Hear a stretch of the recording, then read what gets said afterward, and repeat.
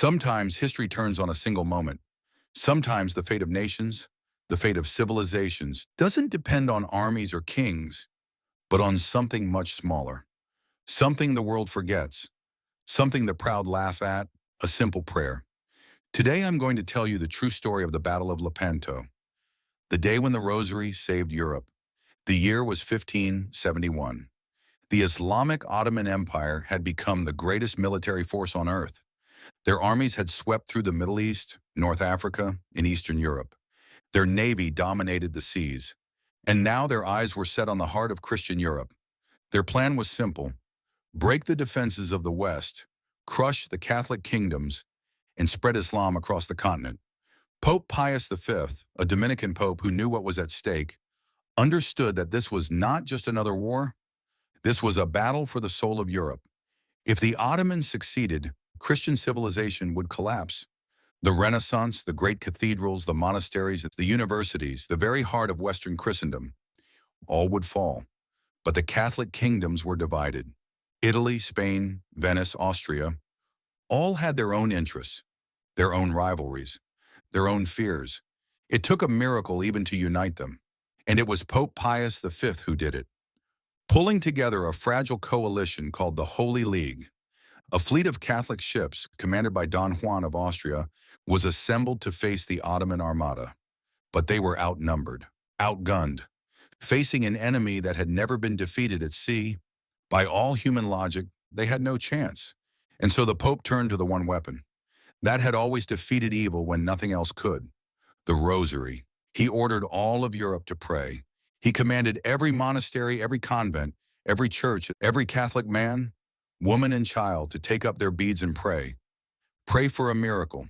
Pray for deliverance. Pray for the survival of Christendom. And the prayers rose up. From peasants in the fields, from monks behind stone walls, from soldiers kneeling on ship decks. Tens of thousands of voices across a divided Europe, united by one prayer. Holy Mary, Mother of God, pray for us sinners, now and at the hour of our death. On October 7th, 1571, in the waters near Lepanto, off the coast of Greece, the two fleets collided.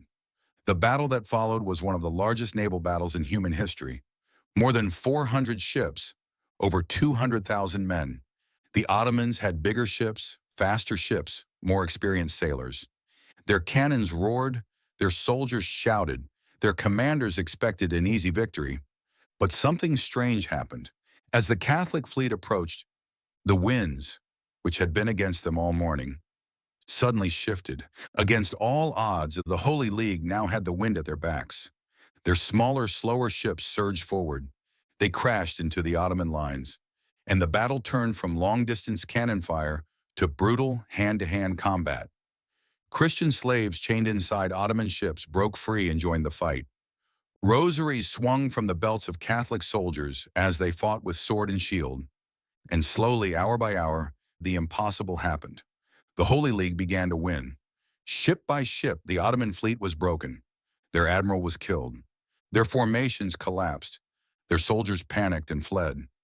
By the end of the day, the sea was littered with wreckage. Tens of thousands of Ottoman sailors were dead or captured. The Muslim fleet was shattered. And Europe, Christendom, was saved.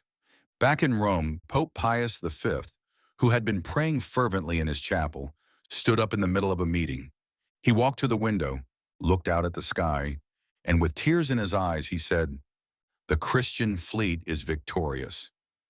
He knew, without messengers, without letters, because he had been shown it by God. It wasn't just a military victory, it was a spiritual one. A victory won not by the strength of cannons, but by the strength of prayer. In Thanksgiving, Pope Pius V declared October 7th to be the Feast of Our Lady of Victory. Later, it would be renamed the Feast of Our Lady of the Rosary. And ever since, Catholics remember that day.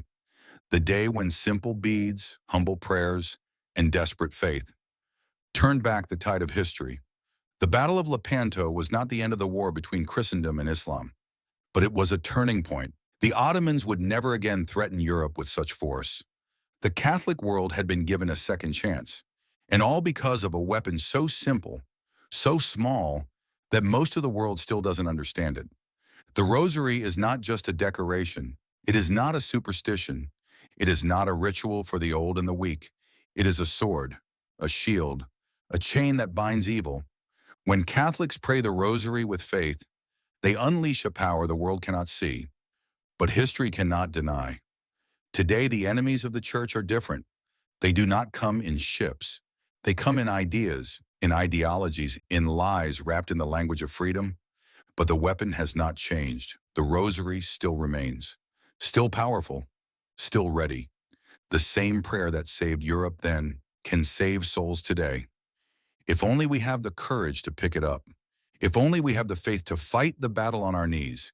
Because in the end, victory does not belong to the proud, the strong, or the powerful.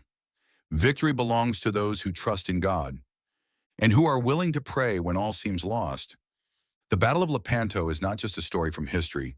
It is a blueprint for every Catholic living today. A reminder that when evil rises, when darkness seems certain, when the odds are impossible, it is prayer, humble, trusting, desperate prayer that wins the final battle.